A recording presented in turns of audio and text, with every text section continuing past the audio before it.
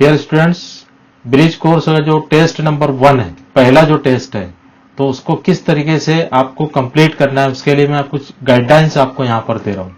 देखिए जो टेस्ट रहेगा ये 15 मार्क्स का रहेगा ऑफ स्टैंडर्ड 9th। अब इसमें अलग अलग जो एक्टिविटी आपको करनी है, तो पहली इसमें क्वेश्चन नंबर 1 रहेगा, do as directed as per the said instruction in the questions, यानी हिदायत के मुताबिक आपको जो नीचे एक्टिविटी है उसको हल करना है। उसमें पहली एक्टिविटी दी हुई है, make a list of words and expressions of joyful emotions and try to construct sentences and speak in front of the class. तो यानी इसमें आपको क्या करना है कि जो दिए हुए एक्टिविटी में जो कुछ आपको बताया गया था कि कुछ ऐसे वर्ड्स होते हैं जो जॉयफुल इमोशंस को जाहिर करते हैं, तो ऐसे अल्फाज आपको राइट डाउन करना है। तो एटलीस्ट 4 वर्ड्स आप राइट डाउन कीजिए। आपको ये इंग्लिश में लिखना है, आप याद रखें 4 वर्ड्स जो इंग्लिश में लिखना है और एटलीस्ट 1 वर्ड को आपको सेंटेंस में यूज करना है।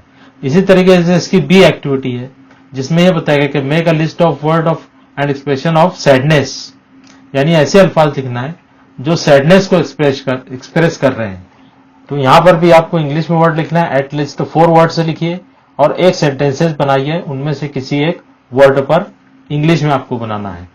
उसके बाद क्वेश्चन नंबर 2 है, टिक द करेक्ट ऑप्शन।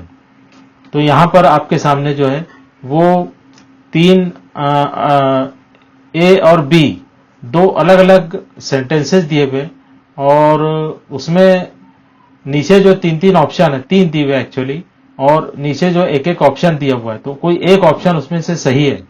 तो आपको क्या करना है कि पहले जो सेंटेंस दिया हुआ है वो आपको राइट डाउन करना, लिखना है, और उसके बाद जो है उसके नीचे जो भी ऑप्शन आपको सही लगता है उसको टिक मार्क करना है। तो इस तरीके से 3 एक्टिविटी आप हल करेंगे। पूरा सेंटेंस लिखना है और नीचे तीनों ऑप्शन लिखकर जो सही सेंटेंस जो सही ऑप्शन है उसको आपको टिक मार्क करना है। उसके बाद नंबर 4 है यहाँ पर question number 4, right a meaningful paragraph about your mother with the help of given words. अब देखिए यहाँ पर कुछ वर्ड्स दिए हुए हैं, तो इन वर्ड्स का आपको यूज करते हुए जो है वो मीनिंगफुल पैराग्राफ लिखना है और उसमें जो टॉपिक रहेगा वो रहेगा माई मदर। माई मदर पर आपको एक मीनिंगफुल पैराग्राफ लिखना है, पूर्वमानी पैराग्राफ लिखना है। तो ये 2 मार्क्स के लिए 5 से 6 सेंटेंसेस आप उसमें अंग्रेजी में आपको लिखना है। उसके बाद नीचे दिया हुआ है, nowadays what advice we read at public places, यानी अभी मौजूदा हालात में हम पब्लिक प्लेस पर कौन से एडवाइस हम अक्सर सुनते हैं। अब इसमें यहां पर भी आपके सामने 3 ऑप्शन दिए हुए हैं, इन 3 में से आपको कोई एक लिखना है ना। ये 3 ऑप्शन दिए हुए हैं, तो इन 3 ऑप्शन में कोई एक जवाब जो वो सही है वो आपको लिखना है। उसके बाद नंबर 6 है, राइट एंड शॉर्ट पैराग्राफ इसे with the help of following points. नीचे दिए हुए पॉइंट्स की मदद से आपको एक शॉर्ट पैराग्राफ लिखना है या एक ऐसे लिखना है। तो नीचे यहाँ पर दिया हुआ, which games do you like, who is your favourite player and do you participate in school competition. तो इन तीनों में से तीनों जो क्वेश्चंस दिए हुए उसका आंसर लिखते हुए आपको एक शॉर्ट पैराग्राफ लिखना है ऐसे की शक्ल में।